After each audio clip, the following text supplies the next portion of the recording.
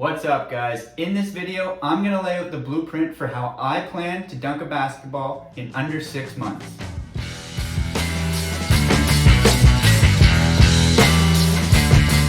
First of all, if you're new here, let's establish who I am and why I chose to do this. My name is Morgan, and I am the founder and head strength and conditioning coach at MPR Performance. We work mainly with elite level hockey players, but I also train the general public through my online training platform, the Ageless Athlete.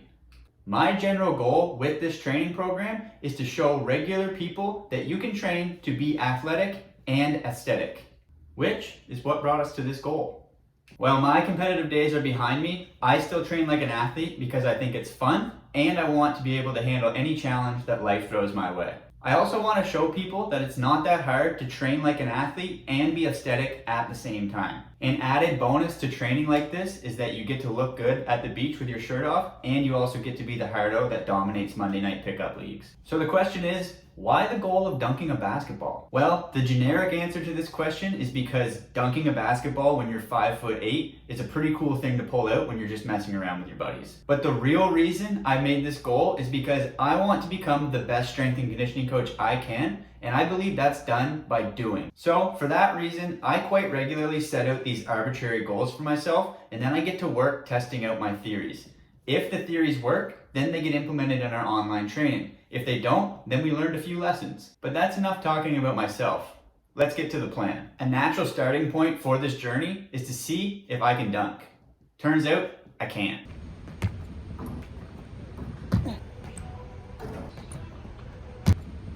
But I think we already knew this. I start all of my programs, whether it be for my athletes or for myself, with performance testing. This is a good way to start a program because you can establish a baseline for what you need to work on first. But more than establishing a baseline, it's an easy way for us to check in and make sure we're making progress towards our goal throughout the program. It's also useful in allowing us to establish benchmarks that must be met before the program and the phases of the program can proceed. Because we have a saying in strength and conditioning, if you aren't assessing, you're guessing. Personally, I don't like to guess and just throw things at the wall to see if they stick. So here are the results of my baseline testing. For this baseline testing, I used the MyJump 2 app. This is an app that you can find in the App Store for a few bucks. Personally, I think this is a great buy because it eliminates the necessity to have access to fancy equipment, which most people don't have. If you want to learn more about the tests that I used in this baseline testing, as well as why I used them, you can click this link and watch this short video that I made on performance tests. I did a total of 3 tests, which should allow me to paint an overall picture of where we need to start from a performance standpoint. The first test is an RSI test, which stands for Reactive Strength Index.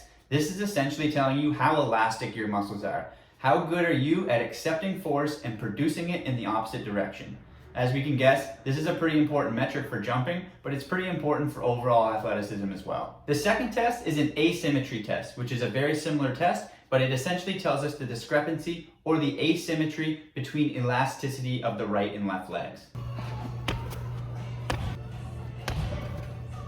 As you can see, my right leg lacks in this ability. This makes sense as I've always felt a little bit more stable from my left side and felt like I could produce more power here. Also, as you can see here, my 1-foot jumping ability is pretty much non-existent, but it's definitely worse on my right side. I think this has a lot to do with the technique of jumping, as I've never really tried to do this and I've never played basketball or tried to dunk a basketball, but I believe this is a quality that I can train as well. Lastly, I performed a force velocity profile. Basically, you jump with 4 loads of increasing value and you get a graph that looks something like this. This essentially tells you which end of the force velocity curve that you dominate, and it will give us a good jumping off point for the first phase of this program. That's it. Given the results of these performance tests and a review of my horrible jump technique, I think I have a pretty good picture of where we need to start with this program. If you're interested in following along with this journey and seeing how you can transform your athleticism, make sure you hit the subscribe button and stay tuned for episode 2, where I lay out the plan for phase 1 of this program. I'll catch you guys next time.